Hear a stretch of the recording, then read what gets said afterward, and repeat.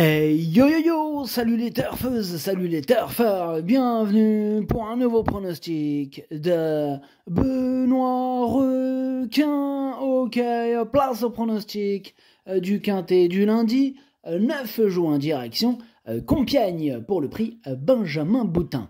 Plat 1800 mètres et 15 partants car le 16 est non partant en réunion 1, course 3, indice de confiance 1 sur 5. Cette vidéo, je la tourne avant l'arrivée du quintet de ce dimanche et je reviendrai dessus demain parce que la veille, j'étais déjà revenu sur les quintets du vendredi et du samedi qui nous avaient fait plaisir. Enfin, bref, c'est parti, on commence le pronostic et on commence avec le numéro 1, Ziggy Star, et on écoute Maxime Cessandry. Ziggy Star reste sur deux excellentes performances.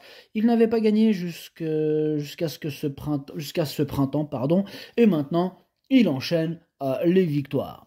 Cette fois, il va devoir surmonter une nouvelle pénalité et bénéficier de nouveau de bonnes circonstances de course, car dernièrement, il y a eu des malchanceux.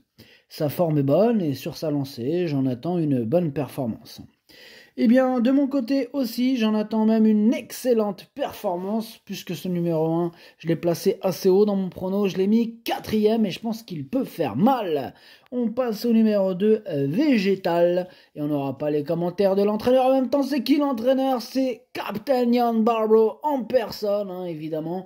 Il a embarqué avec lui Fabrice Chappé, et s'est échappé lui aussi sur le bateau. Enfin bref, ce numéro 2, lui aussi me plaît beaucoup, je l'ai mis juste derrière le précédent cité, c'est-à-dire à la 5e place. On enchaîne avec le numéro 3, Sakhaline que je n'ai pas retenu, mais je l'ai parié, il est à l'arrière de ma petite liste des possibles troubles faîtes. On passe au numéro 4, Mino Galeste, et on écoute Diabri. Mino Galeste voit sa valeur revue à la hausse, il faut voir s'il reste toujours compétitif. Je pense que c'est possible, mais il faut vraiment courir pour voir. Il est bien et la distance est parfaite. Eh bien, tant mieux. En tout cas, ce numéro 4, moi, il me plaît lui aussi beaucoup. Je l'ai gardé et je l'ai mis 6e. On enchaîne avec le numéro 5, City Town, et on écoute Andreas Schutz. Bonjour, Andreas.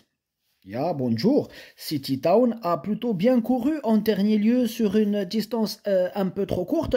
Après discussion avec son propriétaire, nous essayons sur un peu plus long, Elle a bien fini l'autre jour et j'espère la foire compétitive dans ses handicaps. Ok, merci, Andreas Schutz. En tout cas, ce numéro 5, il me plaît bien aussi. Je l'ai gardé, attention à lui, mais en toute fin de combinaison. On passe au numéro 6, Acto, et on n'aura pas les commentaires de l'entraîneur. On l'a dit tout à l'heure, c'est Fabrice Chappé qui est parti pêcher avec Captain Jan Balbo. Bref, amusez-vous bien. Ce numéro 6, lui aussi, je l'ai gardé, mais plutôt en bout de combinaison. On enchaîne avec le numéro 7, El Pequeño. On écoute Mr. Clément et Undermans. El Pequeño a toujours bien couru depuis ses débuts et il reste sur une bonne tentative à Longchamp à ce niveau. J'espère qu'il pourra s'imposer cette fois. Il apprécie les terrains souples, mais j'espère que le terrain ne sera pas trop pénible lundi. Mais il en espère beaucoup, il espère plein de choses. En même temps, je le comprends, puisque moi-même j'espère beaucoup de ce numéro 7 El Pequeño. J'espère le voir monter sur la plus haute marche du podium, c'est mon préféré. On passe au numéro 8, Seona, et on écoute François Montfort. Seona s'est bien comporté l'avant-dernière fois en terminant 4e d'un quintet à Longchamp. En dernier lieu à Saint-Cloud, on pensait qu'il allait pleuvoir, mais ce ne fut pas le cas. Elle était encore sous l'influence de son sexe un peu molle. Avec un bon numéro de corde, je lui vois une chance, elle va être mieux sur 1800 mètres. Ok, merci pour ce commentaire extrêmement détaillé. En tout cas, ce numéro 8 fait partie de mes préférés. Je l'ai mis 3e. On enchaîne avec le numéro 9, Rue Ernestine. On écoute Ludovic Gadbin. Oui, écoutez, Rue Ernestine est restée dans un très bel état de forme depuis sa dernière tentative où elle a prouvé sa compétitivité dans les gros handicaps.